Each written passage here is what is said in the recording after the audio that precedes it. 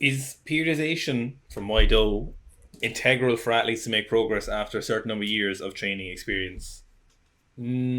So it's a problem with the question, right? There's not a problem with your question. There's a problem with giving you an answer that you want to know. So if we look at someone, for example, like Michael Jordan, for example, at the end of his career, because we're talking to Zach about him yesterday. So when we look at weightlifters, periodization to a certain extent would absolutely be integral on towards the end of their career. It absolutely is.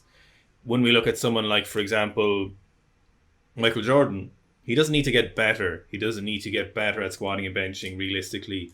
He just needs to be able to keep playing basketball and practice basketball more. So is it integral for him to maintain? Probably not. Would it be more optimal if he kept using periodization in his off season? Almost certainly. Maintaining stuff can be done a lot easier than progressing, and it can be done with a lot less dedicated training. It can be done with a lot less intelligent training, most notably, and you can do a lot dumber things with more talented athletes at the later stage of their training, because hopefully they've achieved a certain level of proficiency in S&C.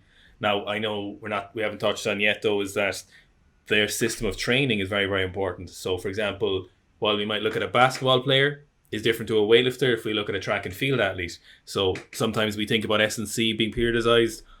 Also, with sport specific work like track and field stuff. So if we had our hurdlers or sprinters, their training, or their marathon runners or 5K or whatever, all their actual sport specific training would have been periodized in the best systems, or still would be today, or to a certain extent. So for them to keep progressing, or even for them just to get back into race shape. So they might not be progressing later in their career, but they might be returning to previous form for multiple different competitions. So let's say they get to this level here, the grey, that might be all they ever need to get to, or might be all they ever be able to get to. But if you should think about periodization as getting an athlete into the best possible shape they can for a very specific event at a very specific time, and then the main issue with periodization, but really the main issue with the human body, is it's very, very hard to maintain this peak periodization or this peak condition for a very long period of time. We're talking outside of like 5 to 10 days. So the problem with that comes from the fact that you need a lot of volume to get to a specific place, but you can't do a lot of volume because you accrue a level of fatigue. And so to stay at that level of conditioning, you also need to, get to your peak form, you need to drop off that volume. But to get there and maintain it, you need a certain level of volume. So periodization is very intricate in terms of that. So yes and no, but it really depends on the athlete. But for the vast majority, so that was kind of one of the reasons there was a few different sports scientists who came, like there was Bondarchuk and there was one or two others, Abajev, but I wouldn't really call him a sports scientist, who were saying it's better if we stay, if at all possible, in sport specific condition all year round. So that would be kind of, if you're looking at like field athletes, so like rugby players in season, or for example basketball players in season, you're not going to periodize their training in season for them. We're just going to try and not let them get out of shape as much as possible. So you're not going to periodize that, but then you would aggressively periodize them then in their off season again to get them back into shape, and then have that inevitable decay of performance on season. No one's found a good answer yet, other than really intelligent, adaptable, smart coaches who can mind their athletes as much as possible in season. But no one's found a legitimate scientific method. It's a problem integral with the human body and the human system, where it's unavoidable for peak performance, and the nature of how sporting events are set up, and the nature of drug testing. So there's a lot to that.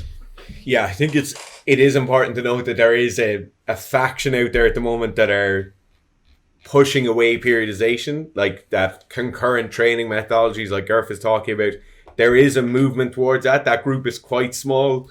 I know John Kiley has a fair bit of stuff on it at the moment. He's a big enough name in that world. And if you're looking at concurrent periodization stuff, that would be where I go. They have a lot of valid points there, right? But the problem with the concurrent stuff is it's just very hard to progress things realistically. Yeah, that's so like they like the guy he's working with is an American guy who is working with Swiss athletes and Austrian athletes, as far as I remember, in their throwers. And they talk about having concurrent training sessions most of the way through a season. They have 2 or 3 training sessions that they constantly kind of gradually increase their stuff on. But even those guys take off seasons and they do slightly different things in an off season. So it is, when you read the concurrent stuff, you do have to take it with a pinch of salt. A lot of their stuff is like, all the periodization stuff comes from the old Russian system, and that's where the basis for all periodization lies. And then they're talking about how that basis all lies in doped sport, which I don't really give a huge amount of credence to, saying that that's the only reason you periodize athletes. Anyone who coaches a lot of people for any period of time at all realizes that nobody can keep going at the same thing for too long ever, no matter how tuned in you are to your own body, no matter how in shape you are as you're training, no matter how reserved you are with your training. Sometimes you just need to pull back, slightly deviate from the plan, and go again, and then come back to being more specific. Most of the people who have arguments against periodization are unfortunately just misinformed or unable to apply periodization and don't understand it correctly. The argument for periodization being only for doped athletes has been around since like the 70s or 80s. Unfortunately, everyone was doped at the time, and people were different in the West, were using different training methods. I just don't think, and it becomes kind of more clear every year, and more athletes we see and more we read and the more involved with it, periodization isn't a model, it's basically the model, because it's fundamentally, unless sport changes hugely or the human body changes hugely in the next few years or in the next 5 minutes, periodization is basically the way you need to approach training if you want to achieve optimal performance. Now, for example, if you look at someone like Ivan Jurek, even he accidentally, even he kind of mentioned himself, would periodize himself into his training maxes. Unless you have very specific, very radically different goals from peak performance, which realistically no one really does, then you're just a general athlete who likes training or something. Periodization is the rule, not our rule, realistically, I would say.